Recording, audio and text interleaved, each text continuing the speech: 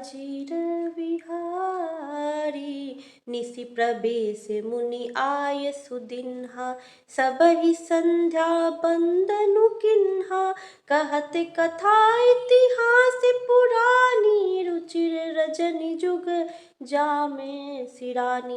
रात्रि का प्रवेश होते ही संध्या के समय मुनि ने आज्ञा दी। तब सबने संध्या वंदन किया। फिर प्राचीन कथाएं तथा इतिहास कहते सुनते सुंदर रात्रि दोपहर बीत गई। मुनि बर शयन किन्हीं तब जाई, लगे चरण चापन दो भाई। जिनके चरण सरोरुह लागी, करत विविध जप जोग विरागी। तब श्रेष्ठ मुनि ने जाकर शयन किया। दोनों भाई उनके चरण दबाने लगे। जिनके चरण कमलों के दर्शन एवं स्पर्श के लिए वैराग्यवान पुरुष भी भांति भांति के जप और योग करते हैं। ते दो बंधु प्रेम जनु जीते, गुर पद कमल पट पलोटत प्रीते। बारे बारे मुनिय क्या दिन्ही, रघुवर जाई शयन तब किन्ही। वे ही दोनों भाई मानो प्रेम से जीते हुए प्रेम पूर्वक गुरु जी के चरण कमलों को दबा रहे हैं। मुनि ने बार बार आज्ञा दी। तब श्री रघुनाथ जी ने जाकर शयन किया। चापत चरण लखनूर लाए, सभय सप्रेम परम सचु पाए। पुनि पुनि प्रभु कहा सोवहु ताता, प्रौढ़ धरी और पद जल जाता। श्री राम जी के चरणों को हृदय से लगाकर भय और प्रेम सहित परम सुख का अनुभव करते हुए लक्ष्मण जी उनको दबा रहे हैं। प्रभु श्री रामचंद्र जी ने बार बार कहा, हे तात अब सो जाओ। तब वे उन चरण कमलों को हृदय में धरकर लेट रहे। उठे लखनऊ निसि बिगत सुनी, अरुणि शिखा धनु धुनि कान। गुर ते पहिले ही जगत पति, जागे राम सुजान। रात बीतने पर मुर्गे का शब्द कानों से सुनकर लक्ष्मण जी उठे। जगत के स्वामी सुजान श्री रामचंद्र जी भी गुरु से पहले ही जाग गए। सकल सोच कर जाय नहाए, नित्य निभाई मुनि सिर नाए। समय जानी गुर आय सुपाई, लेने प्रसून चले दो भाई। सब सोच क्रिया करके वे जाकर नहाए। फिर संध्या अग्निहोत्री नित्य कर्म समाप्त करके उन्होंने मुनि को मस्तक नवाया। पूजा का समय जानकर गुरु की आज्ञा पाकर दोनों भाई फूल लेने चले। भूप बागु बर देखियो जाई, जहाँ बसंत ऋतु रही लो भाई। लागे बिटप मनोहर नाना, बरन बरन बड़े बेली बिताना। उन्होंने जाकर राजा का सुंदर बाग देखा, जहाँ बसंत ऋतु लुभा कर रह गई है। मन को लुभाने वाले अनेक वृक्ष लगे हैं। रंग बिरंगी उत्तम लताओं के मंडप छाए हुए हैं। नव पल्लव फल सुमन सुहाए, निज संपत्ति सुर रुख लजाए। चातक कोकिल कीर चकोरा, गूंजत बिहग नटत कल मोरा। नए पत्तों फलों और फूलों से युक्त सुंदर वृक्ष अपनी संपत्ति से कल्प वृक्ष को भी लजा रही है। पपीहे, कोयल, तोते, चकोर आदि पक्षी मीठी बोली बोल रहे हैं और मोर सुंदर नृत्य कर रहे हैं। मध्य बाग सरु सोह सुहावा, मणि सोपान विचित्र बनावा। विमल सलीलु सरसिज बहुरंगा, जल खग कूजत गुंजत भृंगा। बाग के बीचों बीच सुहावना सरोवर सुशोभित है, जिसमें मणियों की सीढ़ियां विचित्र ढंग से बनी है। उसका जल निर्मल है, जिसमें अनेक रंगों के कमल खिले हुए हैं। जल के पक्षी कलरव कर रहे हैं और भ्रमर गुंजार कर रहे हैं। बागुतरागु बिलो की प्रभु, हर से बंधु समेत, परम रम्य आराम यहु, जो राम ही सुख देत। बाग और सरोवर को देखकर प्रभु श्री रामचंद्र जी भाई लक्ष्मण सहित हर्षित हुए।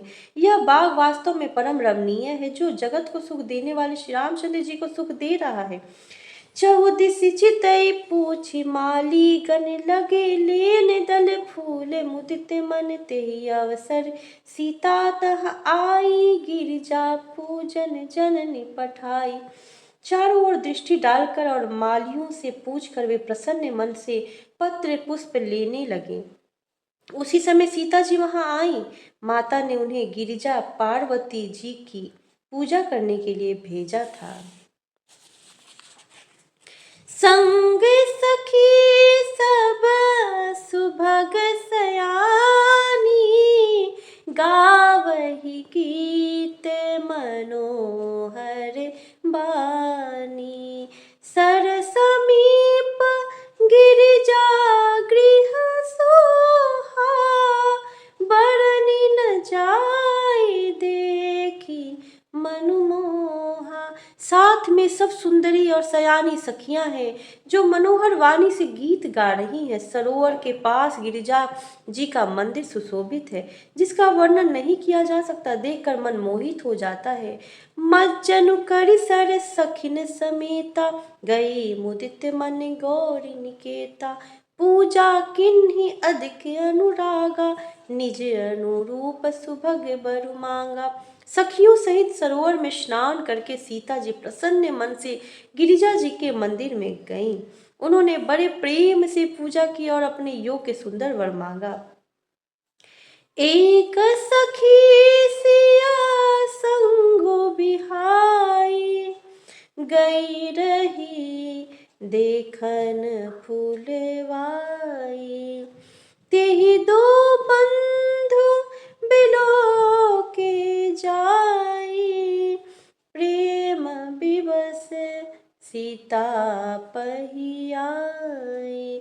एक सखी सीता जी का साथ छोड़कर फुलवारी देखने चली गई थी। उसने जाकर दोनों भाइयों को देखा और प्रेम में विहल होकर वह सीता जी के पास आई। तासु दशा देखी सखिन, पुलक गात जलु नैन। कहु कारणु निज हरस कर, पूछहि सब मृदु बैन। सखियों ने उसकी दशा देखी कि उसका शरीर पुलकित है और नेत्रों में जल भरा है।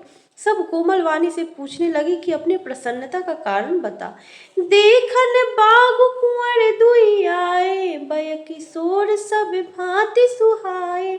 श्याम गौर किमि कहो बखानी, गिरा अनयन नयन बिनु बानी। उसने कहा, दो राजकुमार बाग देखने आए हैं, किशोर अवस्था के हैं और सब प्रकार से सुंदर हैं। वे सांवले और गोरे रंग के हैं। उनके सौंदर्य को मैं कैसे बखान कर कहूँ। वाणी बिना नेत्र की है और नेत्रों के वाणी नहीं है। सुनि हरसी सब सखी सयानी, सियहि अति उत्कंठा जानी। एक कहई नृप सुत तेई आली, सुने जे मुनि संग आए काली। यह सुनकर और सीता जी के हृदय में बड़ी उत्कंठा जानकर सब सयानी सखियां प्रसन्न हुई। तब एक सखी कहने लगी, हे सखी, ये वही राजकुमार है जो सुना है कि कल विश्वामित्र मुनि के साथ आए हैं। जिन निज रूप मोहनी डारी, किन्हे स्वबस नगर नर नारी। बरनत छवि जहाँ तहाँ सब लोगु, अवसि देखियहि देखन जोगु। और जिन्होंने अपने रूप की मोहिनी डालकर नगर के स्त्री पुरुषों को अपने वश में कर लिया है, जहाँ तहाँ सब लोग उन्हीं की छवि का वर्णन कर रहे हैं। अवश्य चलकर उन्हें देखना चाहिए, वे देखने ही योग्य हैं। तासु बचन तिसियहि सुहानी, दरस लागी लोचन अकुलानी। चली अग्र करी प्रिय सखी सोई, प्रीति पुरातन लखई न कोई। उसके वचन सीता जी को अत्यंत ही प्रिय लगे और दर्शन के लिए उनके नेत्र फुला उठे। उसी प्यारी सखी को आगे करके सीता जी चली।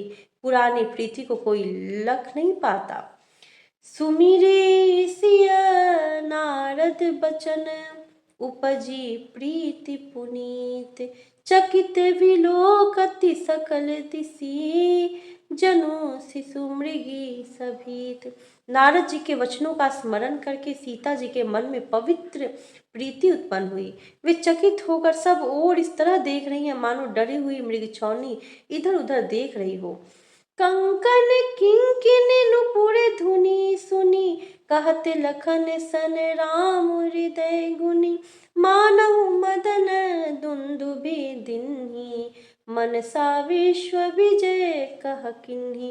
कंकन हाथों के कड़े, करधनी और पायजीभ के शब्द सुनकर श्री रामचंद्र जी हृदय में विचार कर लक्ष्मण से कहते हैं, यह ध्वनि ऐसी आ रही है मानो कामदेव ने विश्व को जीतने का संकल्प करके डंके पर चोट मारी है।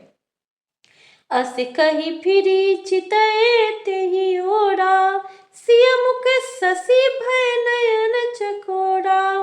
भय विलोचन चारु चंचल, मनहु सकुची निमि तजे दिगंचल।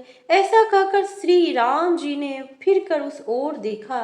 श्री सीता जी के मुख रूपी चंद्रमा को निहारने के लिए उनके नेत्र चकोर बन गए, सुंदर नेत्र स्थिर हो गए, टकटकी लग गई मानो निमि जनक जी के पूर्वज ने, जिनका सबकी पलकों में निवास माना गया है।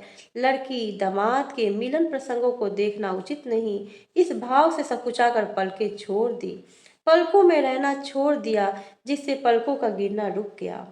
देखी सिया शोभा सुख पावा, हृदय सराहते बचनु नावा। जनु बिरंचि सब निज निपुनाई, बिरच विश्व कहा प्रगति दिखाई। सीता जी की शोभा देखकर श्री राम जी ने बड़ा सुख पाया। हृदय में वे उसकी सराहना करते हैं, किंतु मुख से वचन नहीं निकलते। वह शोभा ऐसी अनुपम है मानो ब्रह्मा ने अपनी सारी निपुणता को मूर्तिमान कर संसार को प्रकट करके दिखा दिया हो। सुंदरता कहो सुंदर करई, छवि गिरिह दीप शिखा जनु बरई। सब उपमा कवि रहे जुठारी, केहि पट तरो विदेह कुमारी। वह सीता जी की शोभा सुंदरता को भी सुंदर करने वाली है। वह ऐसी मालूम होती है मानो सुंदरता रूपी घर में दीपक की लौ जल रही हो।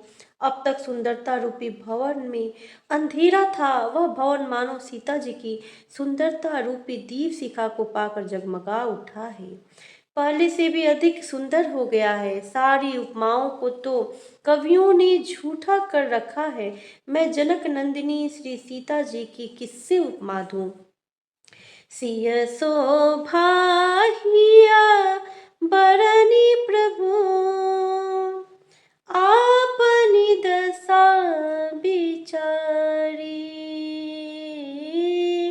बोले सुचि मन अनुज सन, बचन समय अनुहारी।